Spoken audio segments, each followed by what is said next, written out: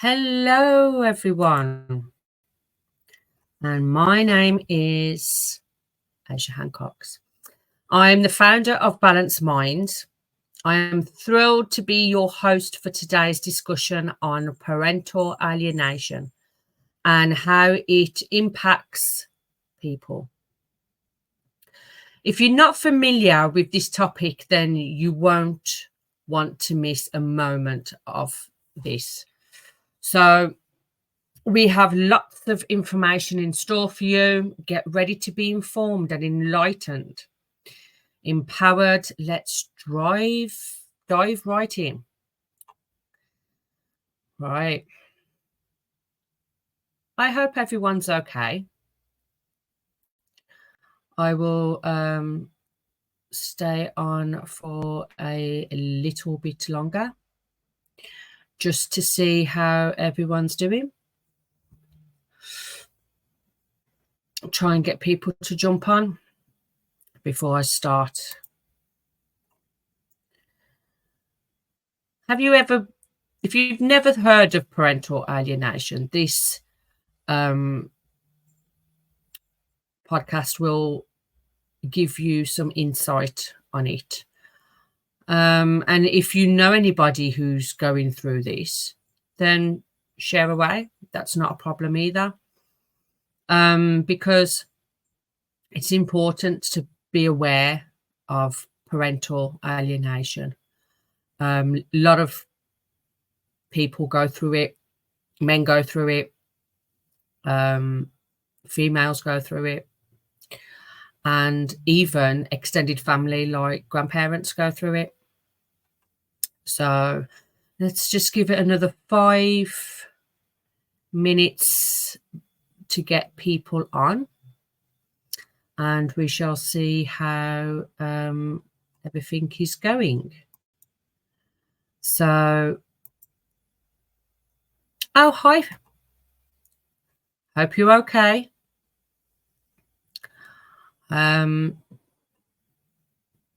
So this is quite a good subject.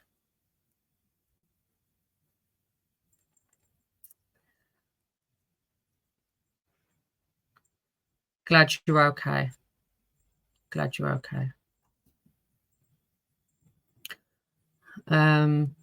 So yeah, I'm using a new platform to do my lives on, so I'm hoping it goes well. And I hope you can all hear me. If you can hear me, that's totally fine.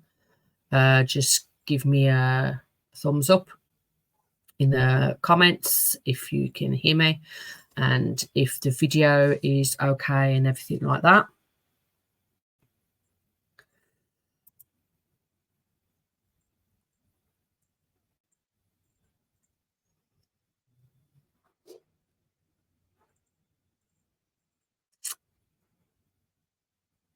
Brilliant. Glad I'm loud and clear. I don't want people to say that they can't hear me or they can't see me. So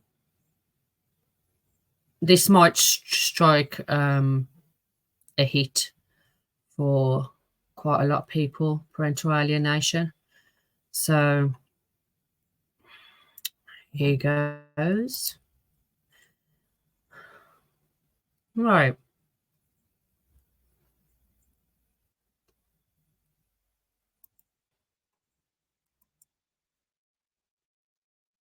Here are some key facts that I'm going to be discussing. Some really good, some important information about parental alienation. Some people may not know what it is, so I want to educate everyone and provide information on how you can cope with it. There is also help available for those who are experiencing this issue at the end of the slides. So it will all be available to everybody. So I'm hoping everybody is okay. There will be a question and answer part where if you have any questions, I will do my best to answer them. So, right, let's just crack on. What is parental alienation? Well, parental alienation is when there is a separation in the family and one parent alienates the other parent, whether it's mom alienating the dad or whether it's the dad alienating the mom, where they won't let the other parent see their child and stop all contact. They tend to manipulate the child or children that their other parent doesn't care about them.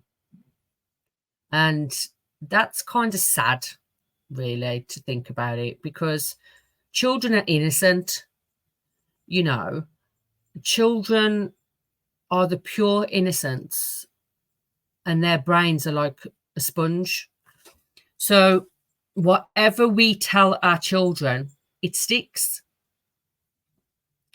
And it is really bad, really, really disappointing when some parents won't allow the other parent to see their children or contact them or even phone them, anything, nothing at all. And, you know, it is difficult to it's difficult to actually go through this because your children are your pride and joy, obviously. You know, it takes two people to make a child, but it also takes two people to be a parent. You know, don't get me wrong, there is parents out there that don't want to know their children, but that's entirely up to them. That's a different subject. However, with this, the best thing you can do is keep a record of the events. You know, so for example, if you wanted to see your children and the other person won't allow it, keep record of it. Keep record of the children's behaviour as well, because monitoring and analysing these can help you gain valuable insight into the patterns and trends. So you've got to be very, very informed. Just make sure you prioritise and ensure health and safety in the environment of your children, because that's the main thing, really. How does it affect the other parent? Well, it affects the other parent really drastic. It affects them because it's like a trauma, and trauma can have severe effects on mental health, including anxiety, depression, PTSD, and substance abuse. Prioritize your mental health and seek support. If anybody is going through this, please seek support because you're not on your own. Don't let fears dictate actions during a custody battle. Take the necessary steps to maintain a relationship with your child and seek the help to overcome challenges. Because I know that sort of like, if you're going through a custody battle, it can get messy. You know, one parent says something bad about you, and then sort of like, luckily in a custody battle, children shouldn't be there. So look, fingers crossed that the children shouldn't listen to none of this. It's tit for tat. so to speak. However, if you are going through this, just be sort of like mindful. You know, don't let your fears, if you fear that you're going to lose, don't ever give in to your fears, because your fears is basically your flight navigations. So flight or fight. So sort of like prioritize your mental health, seek the help that you need and the support that you need. Because the relationship with your child, it is difficult when you're going through this. It really is. But sometimes you just feel like giving up. Please don't. Sometimes you feel like you're going to give up and not do, you know, it's not worth the stress. However, trust me, in the long run, it's worth the stress.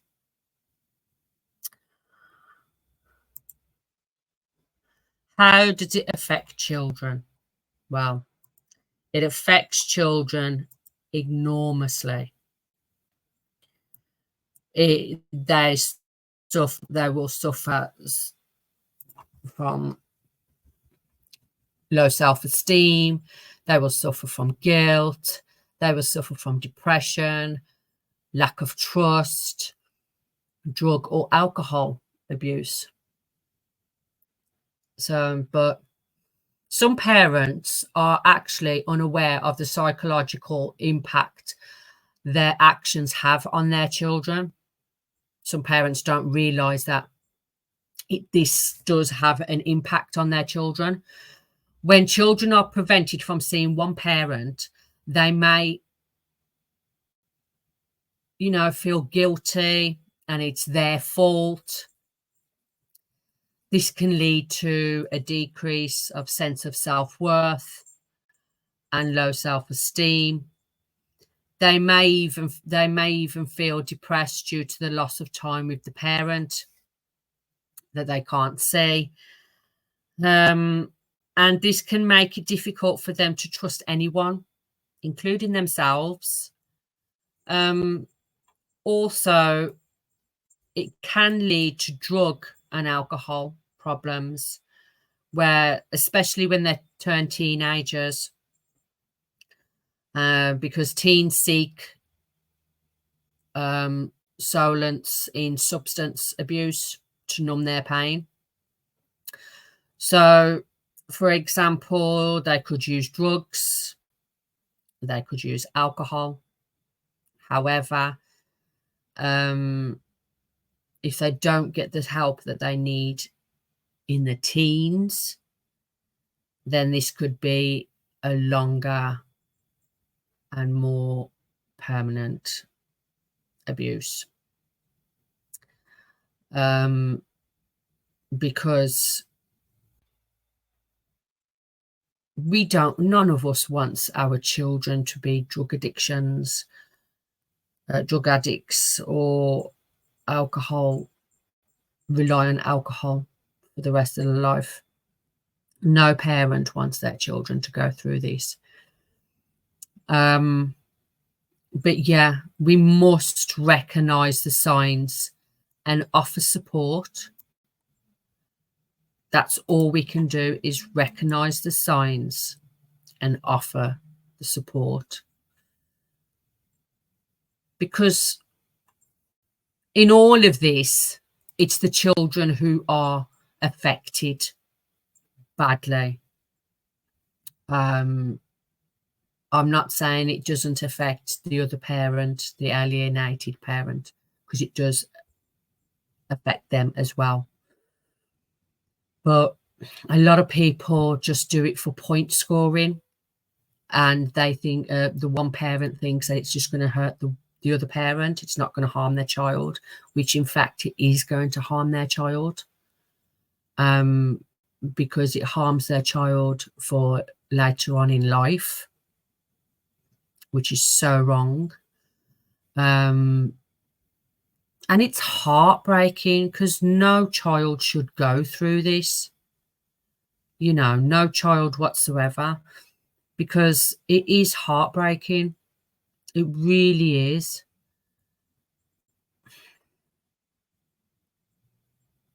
I mean, it's like when children have lack of trust,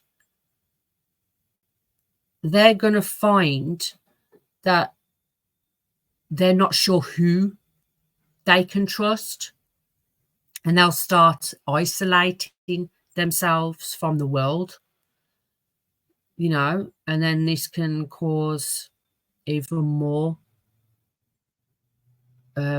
psychological problems, such as suicide. Children will think, oh, I'm no good. I don't want to be here anymore. And they'll start self-harming. And it is really, really disheartening. I mean, children should never have to feel guilty, should never have to feel like it's their fault that their mum and dad are not together. That's not the case. Sometimes relationships break down, and if you've got two good parents, they can see past their feelings and think about their children, because it's not about how they feel, it's about how their children feel. So, they shouldn't have to suffer with depression. They shouldn't have to suffer with low self-esteem.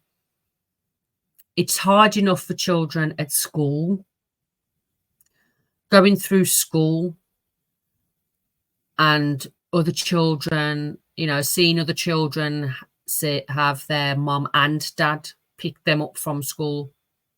It's hard for them to see that. You've got to think about how it's going to affect your child or children, because they are the most important things in this situation.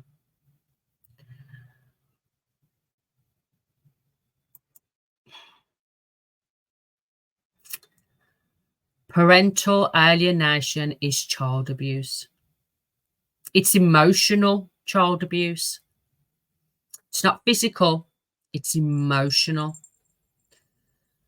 Like with this saying, withholding a child and denying them from someone they love is equivalent to a death. Their grief is intense, the pain unbearable. Why would you do such cruel thing to a child you claim to love? And that's completely true, because parental alienation is emotional abuse. And this occurs when one parent turns their child against the other parent.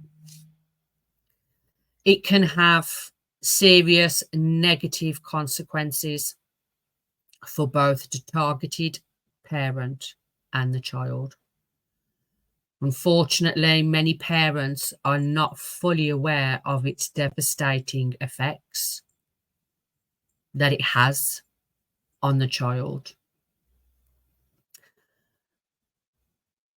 These effects include a breakdown in parent and child relationship, long-term psychological damage, and confusion for the child. It's important to recognize the signs and take steps to prevent or even address it. A lot of people don't realize that it's damaging. Some people probably do realize it, but there is people out there that don't realize it at all. So, it's important to recognize the signs and take the steps to prevent it. Because if you don't, it's just going to get worse. And it's heartbreaking. It really is heartbreaking. Well, I don't know whether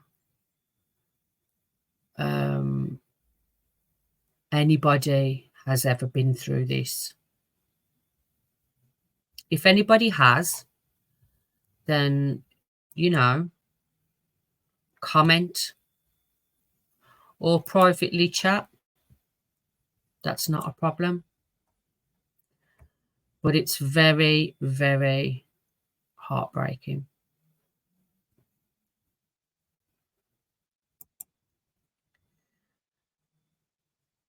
Here is the question and answer time.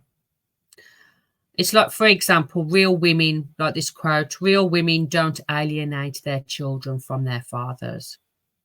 That's 100% true. You know, and this other one, parental alienation, is emotional abuse of children. Now, I understand that you may have some questions, and I'm here to help you with that. I'm going to set aside 10 minutes of my time to address any inquiries or concerns you may have. But please feel free to ask me anything related to the topic at hand, and I will do my utmost to provide you with detailed answers that will assist you in gaining a better understanding of this matter. So I'm just going to spend 10 minutes on this, and if you have any questions, just ask away and I will do my best to answer them. So if anybody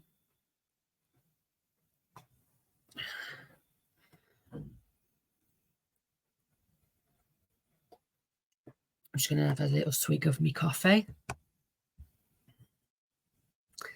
Hello, whoever's just joined.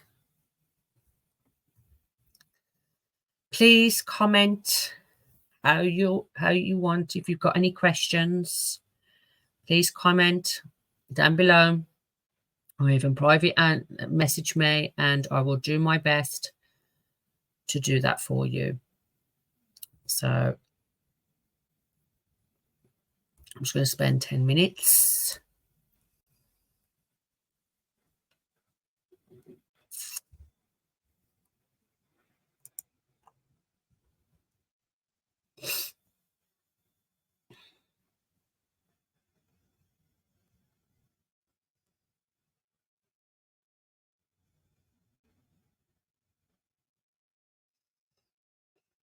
Does anybody have any questions?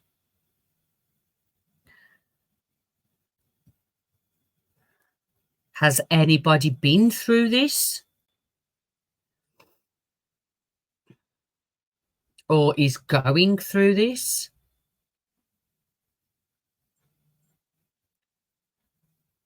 I would love to hear from you, and I will try and help as much as possible.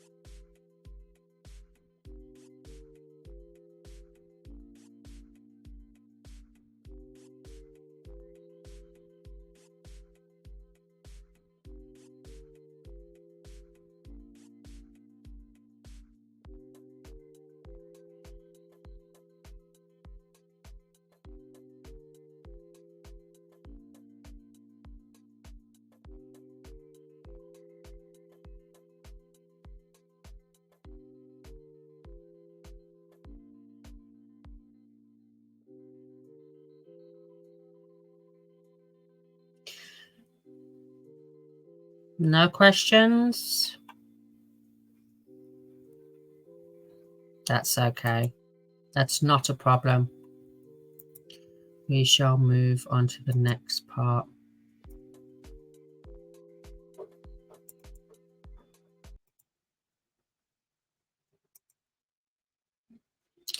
How to build a relationship after parental alienation.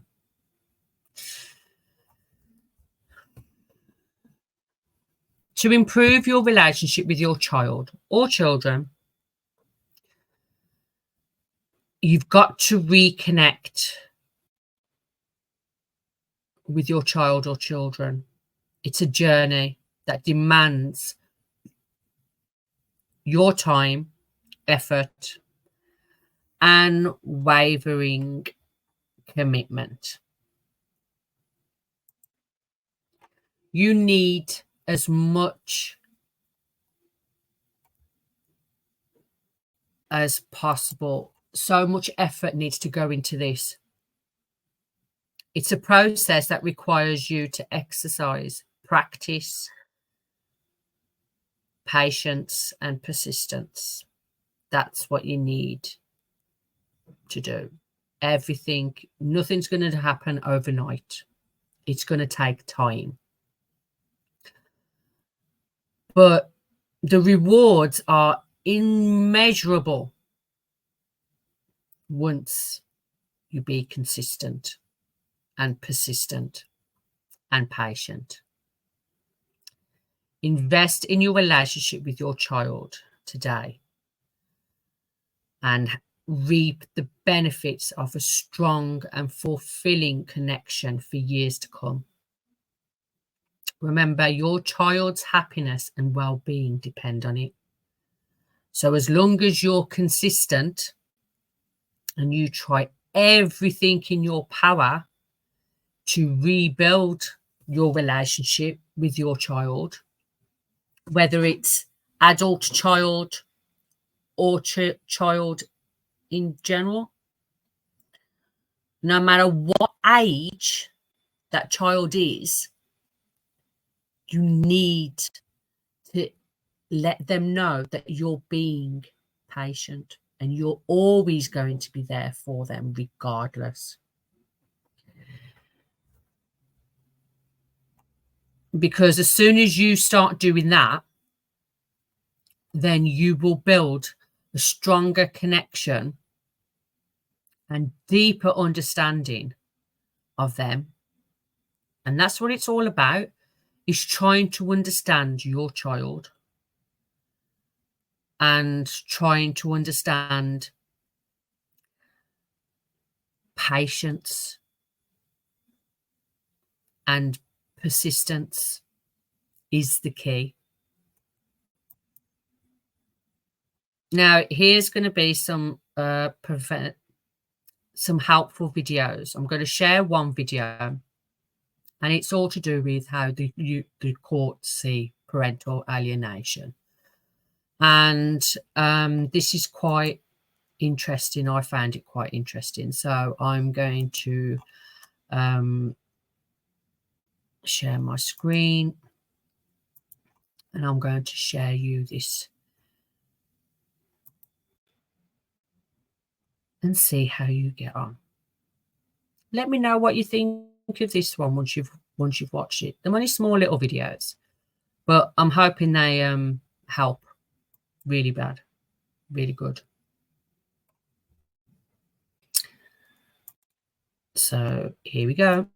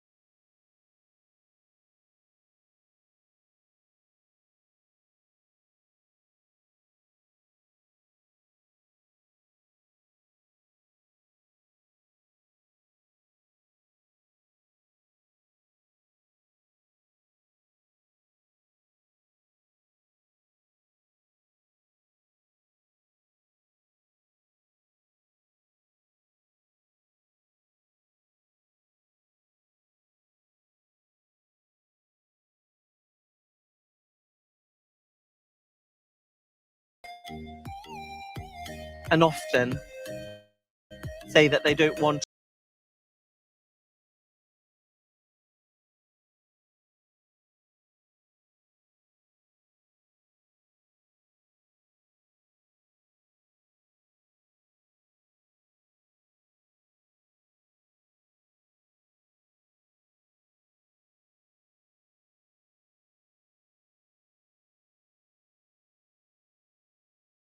I do apologize. Even I was not even on. But here is the video now. I'm going to share it. So one moment, and I will share. We'll start again. Means to go on.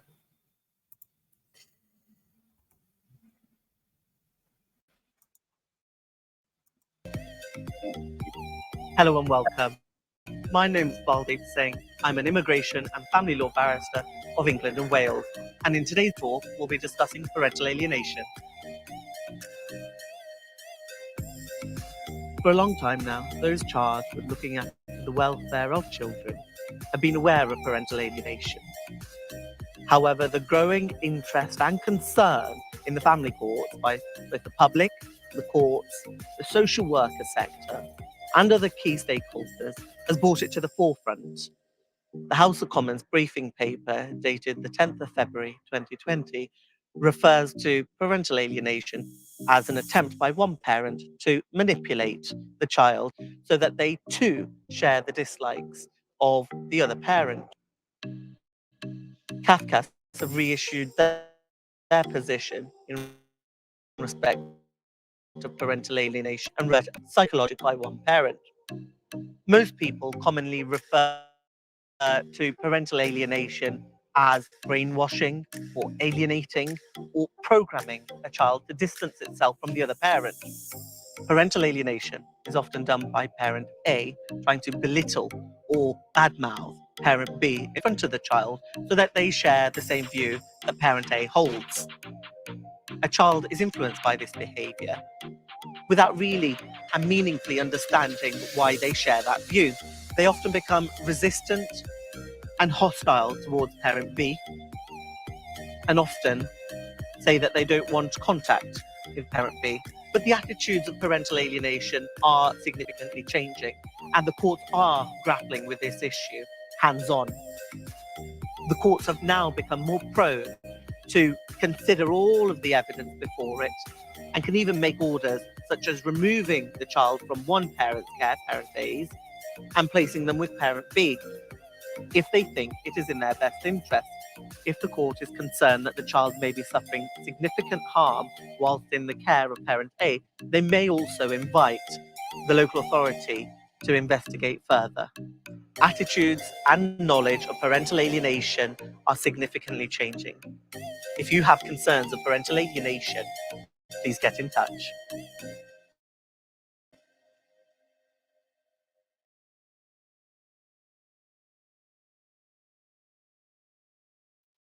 Well, I hope that has helped some people. But we're going to go on to another video, and it's to do with how to fight back against parental alienation. So I will share that one. And I hope it was playing. I do apologize. I just got a message saying nothing was playing. I hope it played this time. I do apologize. But here is the next video. This is how you can fight back against parental alienation.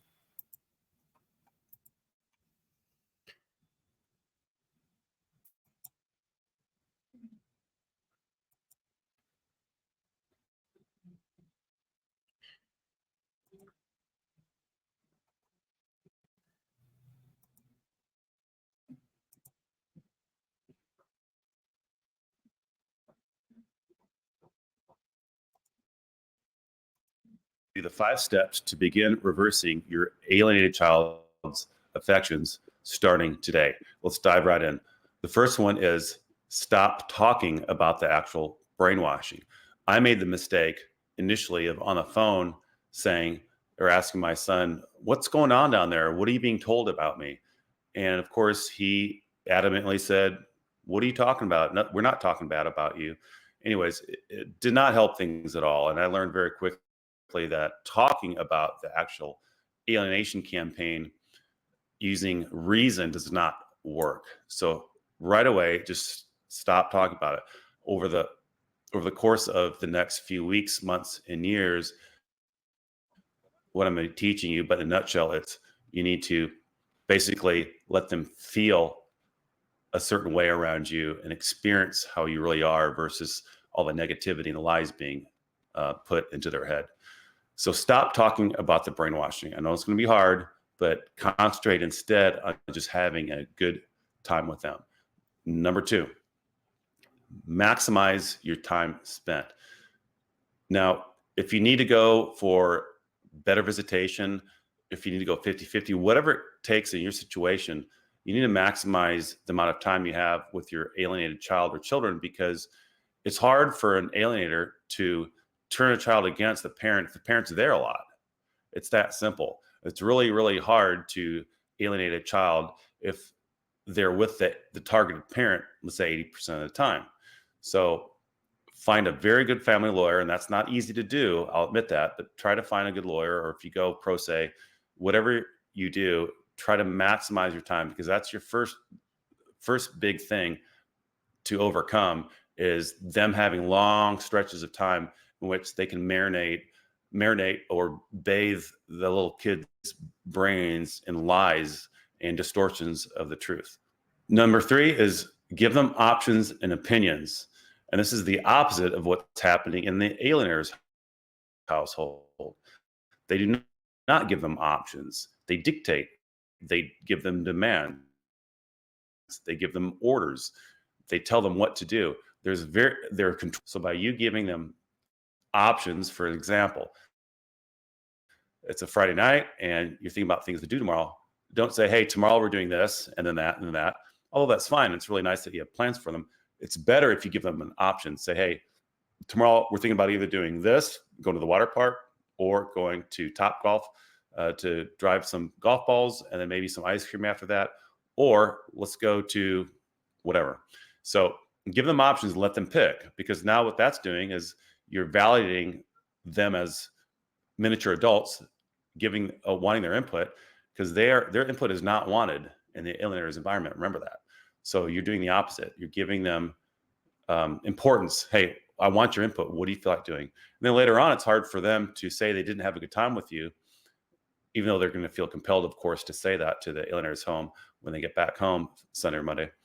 So it gives them skin in the game, so to speak. So they are going to be more likely to like their time with you, despite all the pressure in the alienating home, by giving them options and opinions. Number 4 is be the polar opposite of your ex. So where there's drama, where there's negativity, where there's judgment, where there's putting people down and having just an overall negative, hostile environment at home, write those things down is my recommendation. And then on the other side of the paper, write down the opposite that you'll be. There will be no drama. There's going to be peace in the house. There's not going to be cutting people down or attacking others.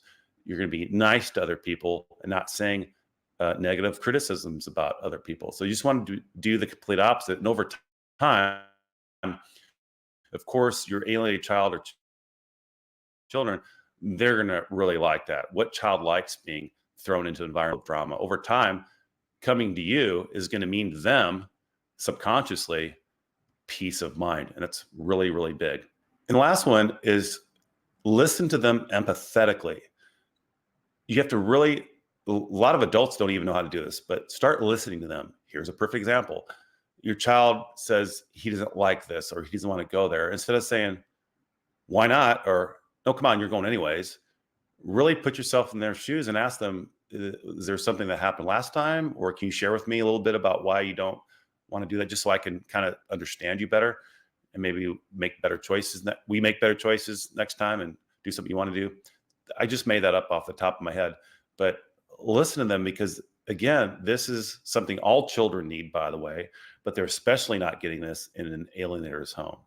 So really put yourself in their shoes and listen empathetically. Two things you can say are this. Number one, I see your point. Or two, I never thought about that. And notice how humble those statements are too. Trust me, your child is not hearing this from the alienating parent at all. They'll never hear this. So by you saying things like, I never thought about that, they're very, very humble. And it's also teaching your child another way of another human emotion of being vulnerable, being humble, and not being barked to or being treated like you're a minion under a dictatorship. Now, those are the 5 steps. There's only 5. Obviously, there are so many more things you need to be doing to truly fight back and recover most of the damage that the alienating parent has done. But this is a good start. If you want to, you can download the free download. That's basically this on one sheet of paper. Just click the link in the subscription or go to brainwashingchildren.com/5, just the number 5, and that'll get you started. So thanks for watching, and please just know that you are not alone in this battle. It's a nasty form of child abuse. It's the most common form of child abuse. The courts are not aware of it the way they should be. The lawyers are feckless in helping you. So you really have to come up with your own plan, and I'm here to help. I'm passionate about getting the message out there about the abuse, and more importantly, giving you guys solutions. So this is just a little advanced preview of more training that I'll be coming out with. But I hope that these 5 really are helpful to you and get you started on your way towards recovering from a damaged, alienated relationship by a malicious, vindictive ex. Thanks for watching.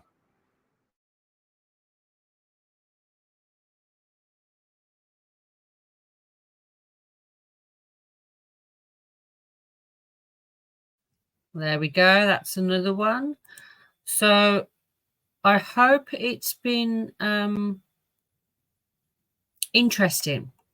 We haven't finished yet, so don't panic.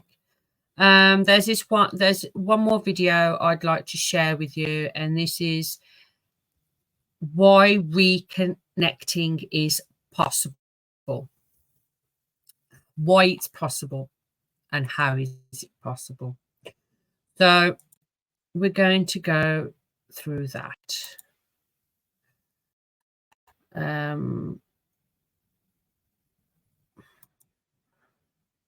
Sorry, the video don't seem to want to play, unfortunately. But you can look it up on YouTube. It is on there. Let's go to the next slide and see how we get on. How to survive parental alienation. Now, the best thing to do on how to survive is never blame the child. Never. Because you may be the target of your ex-partner's attempt to turn your child or children against you. It's important to try and view the situation from your child's perspective. As he says in the video, he had to see through their eyes. This can help you understand the emotional impact of the situation on your child and how they may be feeling. You know, because a lot of people don't realize that it has a really big impact on children not seeing their other parent. It really does. Never react to negative comments. Whatever your child says to you that are horrible and hurtful, don't react to it, because that's exactly what the other parent wants you to do. So don't ever do that. Always stay positive and keep going. Because when there are changes in the family dynamic, it can be difficult for children or even a child to process their emotions. I'm not sure how to express their emotions. So you've got to understand where they come from.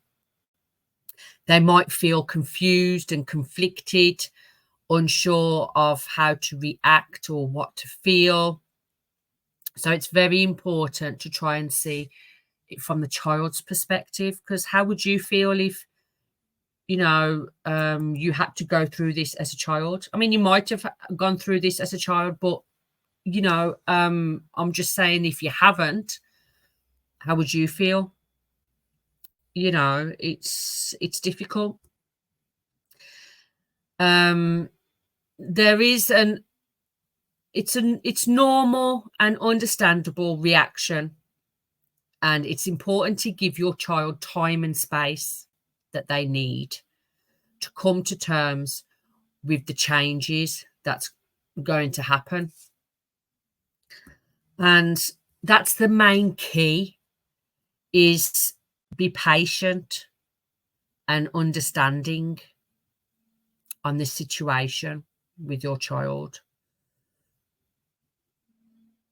You can help by being patient and understanding, and by providing a safe and supportive environment where your child feels comfortable of expressing their thoughts and feelings with you.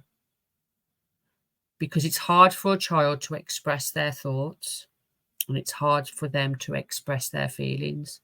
So the more that you can allow them and support them on how to express their feelings and thoughts, it will be better for you in the long run. It really will. It builds confidence, and it builds trust between you and your child or children. Remember that every child is different, and they may need more or less time than others to adjust to the changes in the family life. So don't always, because every child has their own personality. Every child is different. Like us adults, we're all different. We have our own thoughts, patterns, our own ways of dealing with things, our own ways of getting help. So just bear in mind that every child is different. Not every child is the same. Also, the most important thing is to be there for your child and to offer love and support throughout the process. Be very understanding and support them. You've got to show them buying objects is not, because some parents think that, oh, I can buy my child's love. No.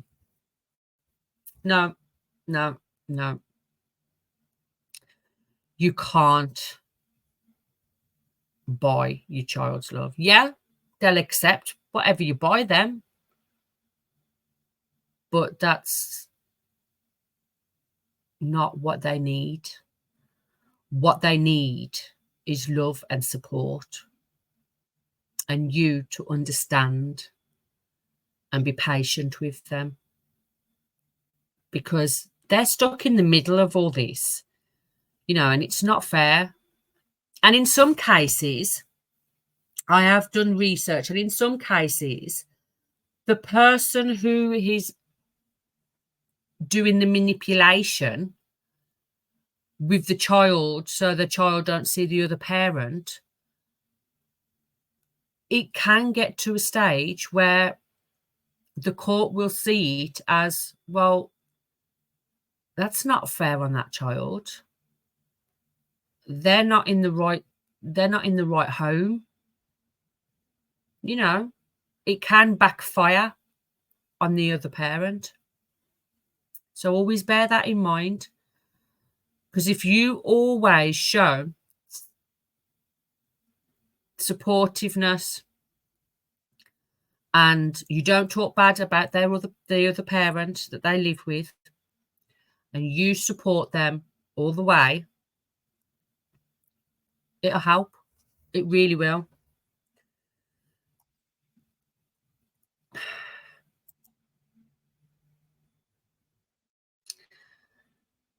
Here's a success story. So there is some success stories. I found inspiration in this success story of a parent fighting of parental alienation. And, you know, you too can restore your relationship with your child with the right support and the right tools. Here's a video I'd like to share with you, and I hope this helps some people who are actually going through this, because I know it's quite an important thing for them to go through. So I'm hoping this will play. So let's give it a go. And here we go. And I'm going to go off now, and there comes the video. I hope it's helpful.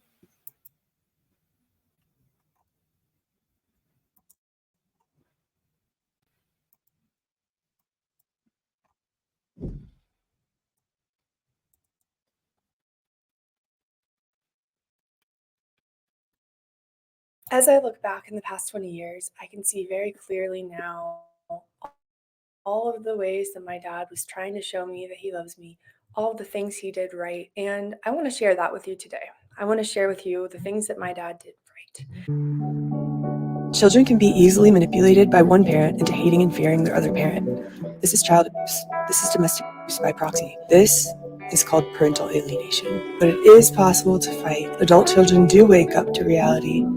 Alienated parents do get their children back. Hi, I'm Maddie, and welcome back to the Anti-Alienation Project. On my project, I talk about all things related to parental alienation. I was alienated from my dad for 20 years before I figured it out last year. And now I'm speaking out about this form of abuse and domestic violence because since I learned the truth, I've been able to experience true healing for the first time. And you really can't heal until you know what you're supposed to heal from. I need to give a disclaimer for today's video, which is I'm not a professional, I'm not a therapist, I am simply someone who's lived through it from the child's perspective. Please keep that in mind for today's video, as I'm going to be offering that might help. Before I do those things, which is I want to, my dad played the game. That's what he was told to do, and that's what he did, and it worked out for us, and I'm so happy it did. Now, my dad did not do everything right. Nobody does. And in this situation specifically, you can't do anything right. You're blamed for everything. Your words are twisted. Every flaw is exploited and exaggerated. And, you know, you can't win if you do. You can't win if you don't. So it really is hard to be a targeted parent. But now that I do know the truth, I can definitely pinpoint some things that my dad did right. Looking back now, I wonder, you know, how was I able to justify that? You know, there's so much cognitive dissonance now. Realizing when I think back to the things that he did that would make any other type of child feel loved and appreciated.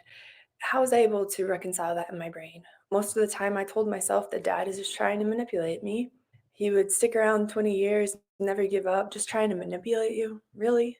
But as a kid, obviously, when you're so entrenched in the lies, I never considered that it might just be genuine love and affection. I want to give you a little bit of insight into my life and the things that my dad did right. The first thing my dad did that I appreciate now is he wrote me some letters, especially when I wasn't living at home for periods of time.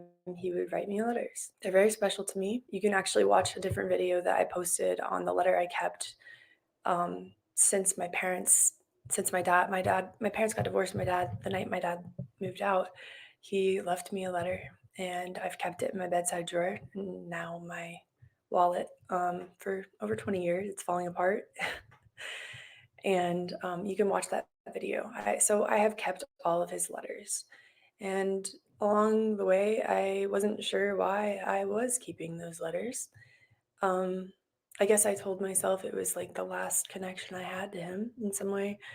But regardless, I kept the letters. So write those letters, send those letters. Later on, you can ask your child if they got the letters. If they didn't get the letter, maybe you'll show to them that their alienating parent took the letter, didn't give them the letter. It might show them some of the manipulation. At the very least, letters.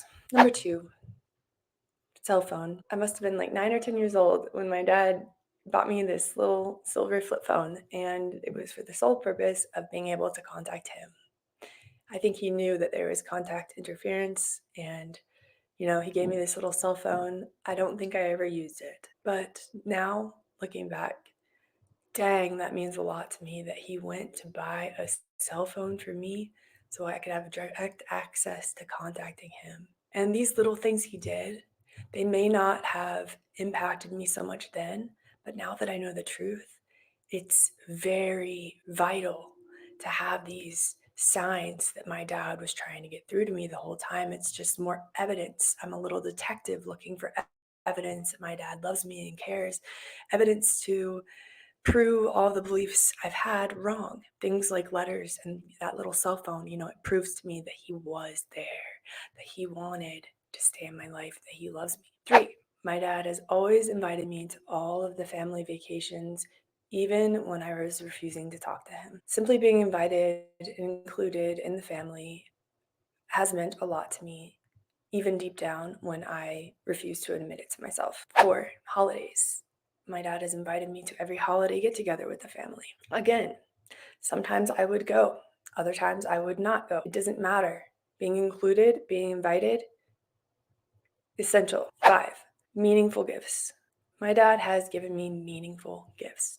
He has not tried to buy my love. He has, though, given me gifts that have meaning attached to them, which now looking back is really special and shows that he was really thoughtful and that, again, he was trying to get through to me. 6, throughout the whole process, my dad would very often remind me of good times we had together. Sometimes I think I would roll my eyes when he would bring up these old memories, sayings or objects or events or special little moments we had together before the alienation, because we were really close before the alienation. I remember he would tell me these things and I would internally scoff or internally roll my eyes, and it would even be annoying sometimes. But now I'm so glad that he did that, because I think by doing that, he was able to get my brain to preserve those memories, because by reminding me of them enough, I wasn't really able to bury them so deep down. Another reason why I'm glad he did that is because now I can look back and realize doing that just shows me he didn't just give up on me, but that he went through the effort of reminding me of those good memories. Now I know that those good memories are probably what he's held on to as well. And, that makes me really sad. I do feel guilty. Still working on that. It also makes me happy and grateful that we had those memories. And now those are memories that I'm going to hang on to. I'm never going to let go of that. Number 7, this is a big one. And boy, I never understood this one, but my dad does not badmouth my mom. Really never has. I never understood why my dad wouldn't badmouth my mom. I mean, because I knew that she was talking so much shit about him behind closed doors, but he wouldn't even say anything about her other than, your mom loves you. Your mom is trying to be there for you. That says a whole lot about who he is. That's made a big impression on me. I mean, he's the healthier parent, for one, and for two, it shows me that he has the ability within him to want the best for me. That's really important. Number 8, my dad has never made me feel responsible for his feelings. Never. My dad is not a very emotional guy. At least he doesn't display his emotions. Even when he was frustrated, upset, confused, he didn't make me feel responsible for it. And that is a complete contrast to my relationship with my mom. Number 9, there are many trips that I have not gone on in the past 20 years. But after every trip, my dad would bring me a gift, a memento from the trip. That was something that really caused a lot of cognitive dissonance for me. Like, wow, he's not mad at me that I didn't go on this family trip. In fact, he's brought me back a gift from the trip. What? That showed a lot, that he was able to, not hold it against me. Instead, he wanted to get me something to make me included in that way. Number 10, my dad always has tried to get me to laugh. Now, this might sound silly or goofy, small thing, but it's really important. He has, throughout the years, all of these years, managed to get me to laugh. I remember I would laugh so hard sometimes, and then I'd have to quickly stop or cover up my smile. I would have to rein myself in and remember, like, it's almost like shutting down those doors inside of me, closing the windows, locking myself up like I'm a house, remembering, like, oh, I'm not allowed to be happy with dad. I'm not allowed to have this loving moment with dad. But he would never stop, just to experience laughter together and have a moment where we're both happy. In those little moments, I think the true me would like peek out a bit, and then I would quickly have to go back into my shell like a damn snail. Now I'm myself around him, and I don't have to do that anymore. I'm free and I can be myself. It's nice. Number 11, my dad was always very focused on creating fun, exciting, and new experiences. In addition to those things on my list, I want to mention what my dad did right behind the scenes. And it mainly comes down to 2 things. My dad built a wonderful life for himself. In the meantime, he has a great career, a loving marriage with my stepmom. He has focused on his hobbies. He has found joy and purpose in his life, and he loves his life. He was able to do all of that, and I'm so happy that he focused on himself, on building his most wonderful life. I see that as a good example for me now. I'm trying to build my most wonderful life, and I have that example. And that brings me to my last point, which might be obvious to some people. My dad never gave up. There were days where he was so freaking annoying to me for insisting on seeing me, calling me, talking to me. There were years when if my dad hadn't reached out, we might have missed out on some memories we had. My dad never gave up. I think he came to a type of acceptance. I think there were periods of time where he was frustrated at me, maybe even angry, but for the most part, he managed to keep the blame where it is supposed to be, which is on the alienator parent. Now that we've reconnected, he truly does not hold it against me.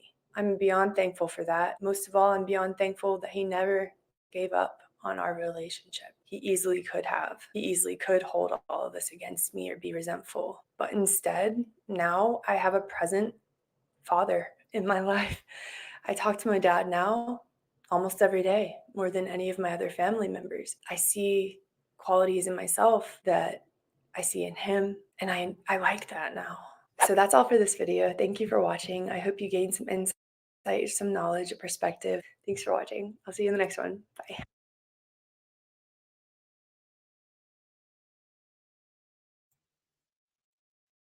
So I hope that has helped people into basically you don't have to give up.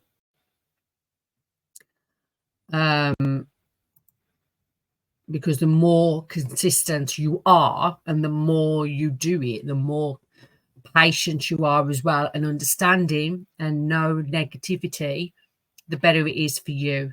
So I'm hoping that helped quite a few people on because I know I have heard some people stating that they want to give up. When's the best time to give up? Never. Never, never, never, never give up on your child, regardless. Yes, it's draining. Yes, it's a pain in the backside, but it's worth it in the end. It really is. Really is worth it. But it is hard. It is very hard. I'm not sure whether this other one will play. I will give it a shot.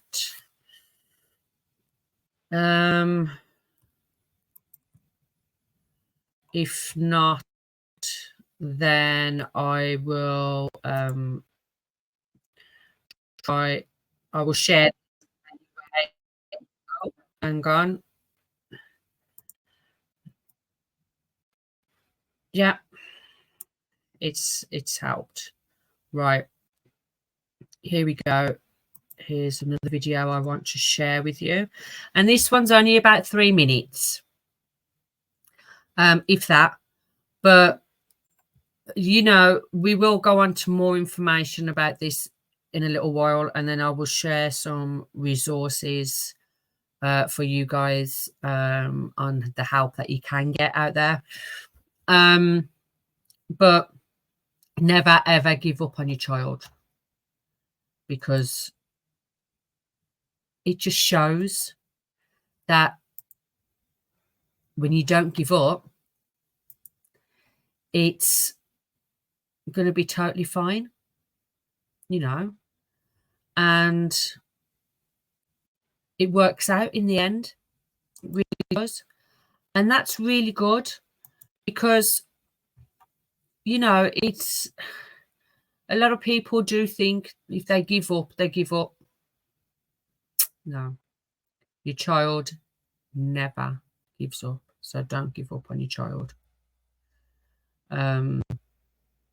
Yes, it's draining and heartbreaking and a lot of tears, you know, and you get mad sometimes, but never give up on your children, because no matter what, your children are a part of you, you know.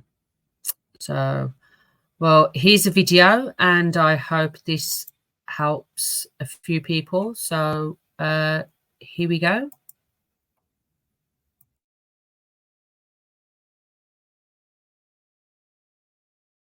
Parental Alienation, who discovered the lies and reunited with my dad. And if you're watching this video, you're probably trying to figure out how to reach your alienated child and change how they think about you. And that's exactly what I'd like to help you do, because right now, so many parents, just like you, are at a breaking point, right? Something's got to give. The alienator has brainwashed your child with lies and manipulation for so long, it feels almost impossible that they'll ever change their mind. And I get it, because that's exactly what my dad thought. It wasn't until I was in my late 20s that I discovered the truth. And just like my dad, you're experiencing such pain and frustration and anger with this feeling that every passing day you're missing more and more of their life. You're being robbed of all of this time that you could be spending with your child for no reason. And you know you can't get that back, and that's emotionally exhausting. And that's why I want to give you some real life strategies to use from my unique perspective as an alienated child who reunited, because there is a way to reach your alienated child and change how they think about you.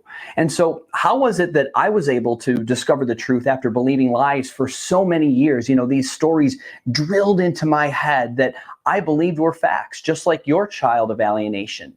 So it really, for me, all started with having a series of what I call light bulb moments. This is where for just a second, I saw my dad differently. I could see the alienator and the regime that supported her for who they truly were.